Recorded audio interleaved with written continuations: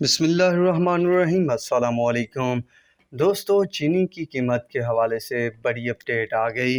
حکومت کا sugar mills والوں کو بڑا سرپرائز، آخر کیا معاملہ ہوا ہے تو اس کی اپڈیٹ آپ سب کے ساتھ شیئر کرنے والا ہوں۔ دوستو، لگاتار اب چینی کی بڑھتی ہوئی قیمتوں پر بالآخر حکومت پاکستان نے نوٹس لے لیا۔ وزیر اعظم شہباز شریف نے بھی فی الفور چینی کی بڑھتی ہوئی قیمتوں کا نوٹس لے لیا ہے اور اجلاس طلب کر لیا ہے۔ ذرائع کا کہنا ہے کہ چینی کی بڑھتی ہوئی قیمتوں کے خلاف اب سخت ایکشن لیا جائے گا۔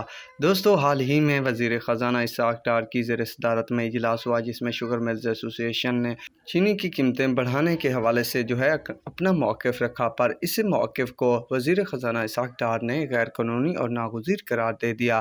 شوگر مل ایسوسی ایشن کی جانب سے جو موقف تھا، ایکس میں ریٹ 16,500 سے 17,000 روپے تک کیے جائیں، جبکہ وزیر خزانہ اسحاق ڈار نے مکمل طور پر انکار کر دیا اور انہوں نے کہا کہ ہم 5 لاکھ ٹن شوگر امپورٹ کرنے کی اجازت دے رہے ہیں، جس کی جلد سمری بھی بنوا دیں گے اور جلد سے جلد امپورٹ بھی کر لیں گے۔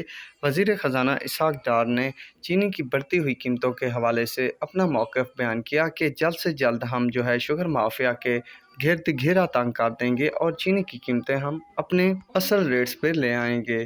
تو دوستو، دیکھتے ہیں کیا بنتا ہے۔ اس کا وقتی طور پر اثر پڑ سکتا ہے، مگر فی الحال مارکیٹ اچھی خاصی تیزی میں ہے۔ ہر بندہ جان چکا ہے کہ چینی کم ہے، حالانکہ مجھے نہیں لگتا کہ چینی کم ہے۔